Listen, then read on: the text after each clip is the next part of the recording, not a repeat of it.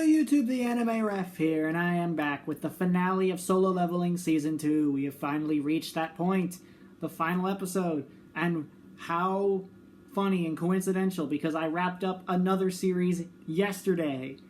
So, once I wrap up Solo Leveling Season 2, I won't have much else on my plate as the ref. The only lineup I have next is a certain anime called possibly the greatest alchemist of all time.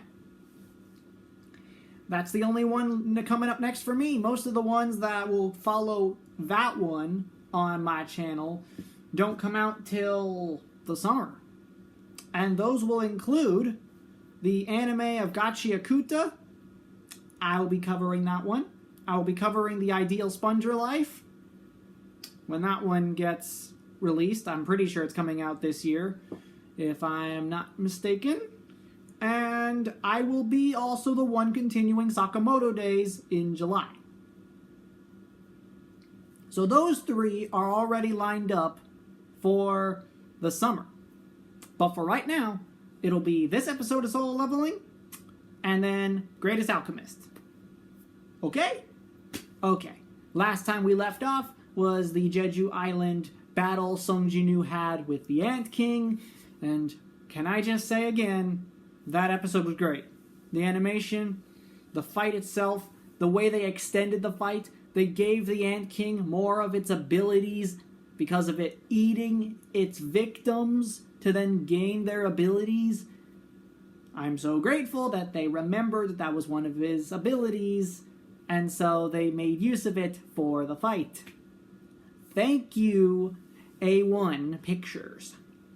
So now we're going to wrap up this arc, and I have been calling these past two seasons the Jeju Island Saga.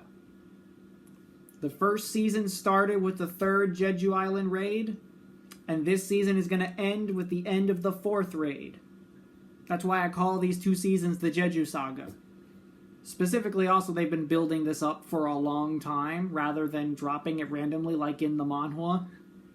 I always found that to be disturbing, that it was just dropped in out of nowhere, and we didn't get like any build up from it. So it's good that the anime has given us all this build up. It's good. Without further ado, let's dive into this finale.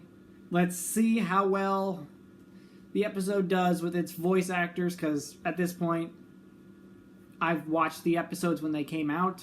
So I'm watching primarily to hear if the dub adds any new dialogue to maybe make it more manhwa accurate. And I'm talking about two specific scenes that I will bring up in the post-episode discussion about two things at the end of the episode that I really hope they add dialogue for to help clear some confusion for some people.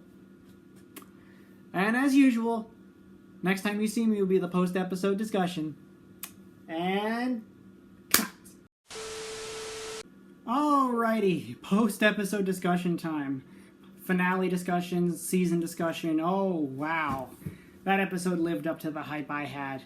Whew. Where do I even begin? Well, I guess we can begin with the voice actors. Absolute cinema.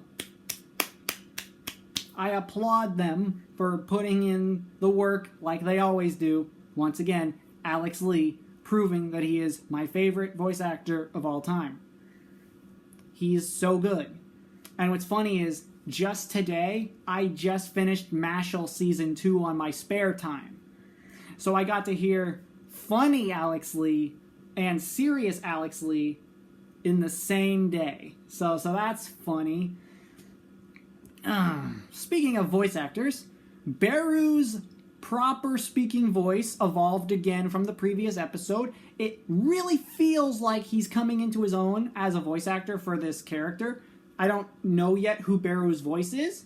I still don't know. If people know and I just don't know yet, or the information isn't public knowledge, feel free to help people by commenting below so you can help everybody by saying who Beru's voice actor is. Because, man, he is really good at it.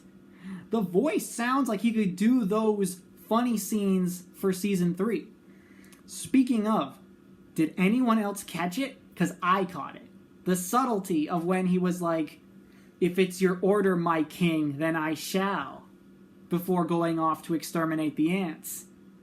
That's a subtle thing that only Beru does, because he absorbed Byung-Gyu's love of period dramas. They set that one up early. I love that.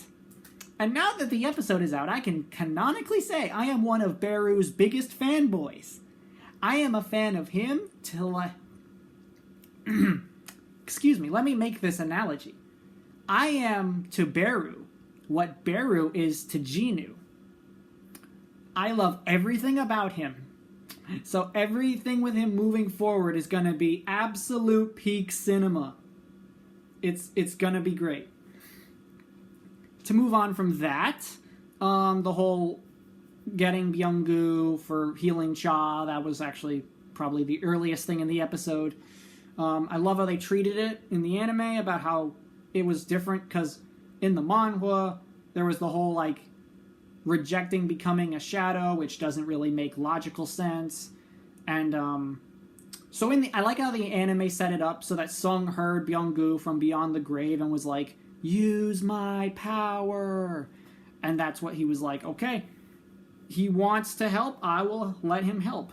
And so he was like, I'm not going to keep him on my army. Like, I didn't want to do it in the first place, but yeah, I will let him return to the void, release extraction. And that scene was so impactful. To then cut over to China, I am so grateful the English dub kept this. If you watched the original release of the episode 2 weeks ago, a lot of people that don't know Lu Zhigong are probably still like, who the hell is this? Where even are we? The subtitles didn't leave in that important context. Fast forward to today, and Lu Zhigong, it's like his name isn't said, but they kept in the dialogue of, let's let China's hero take this. The key word there is China. Good on you, English dub, for keeping in something that should have been there the whole time. So we stay winning. Speaking of Lu Zhigong, his voice actor is Yang Ye. Yang Ye?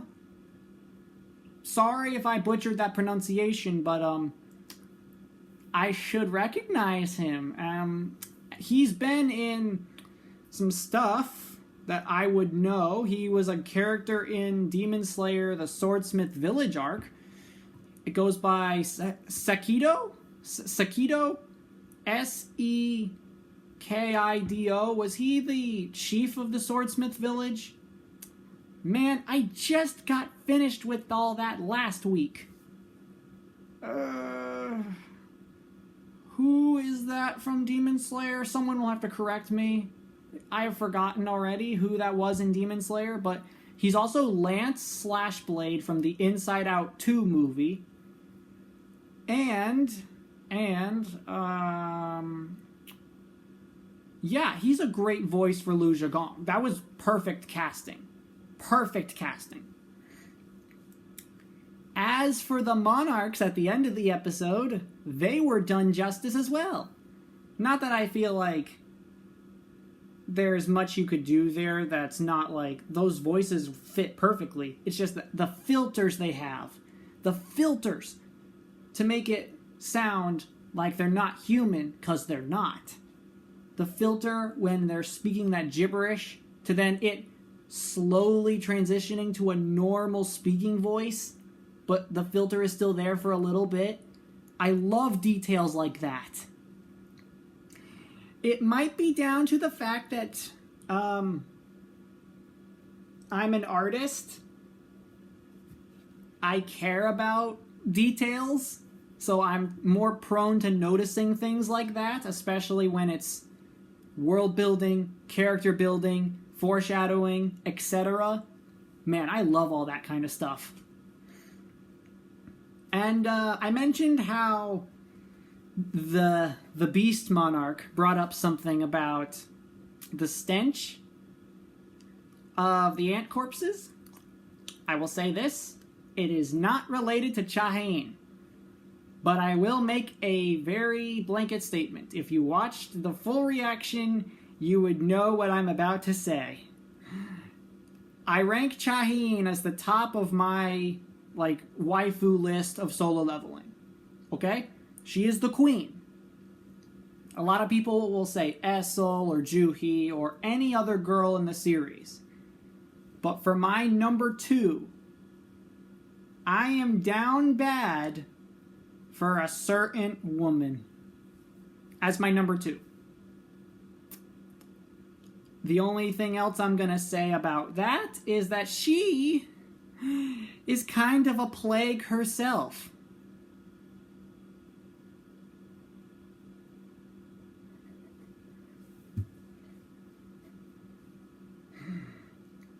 And then to end the season with a red gate.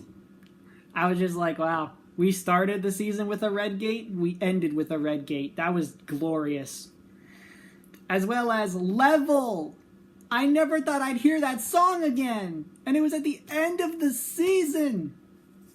As well as an awesome adaptation of a volume cover. Glorious, man.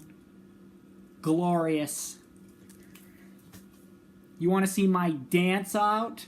You want to see me jam harder than I've ever jammed on this channel before? You need to check out that full reaction. My final thoughts on the season? Wonderful. The dub elevated this show like never before.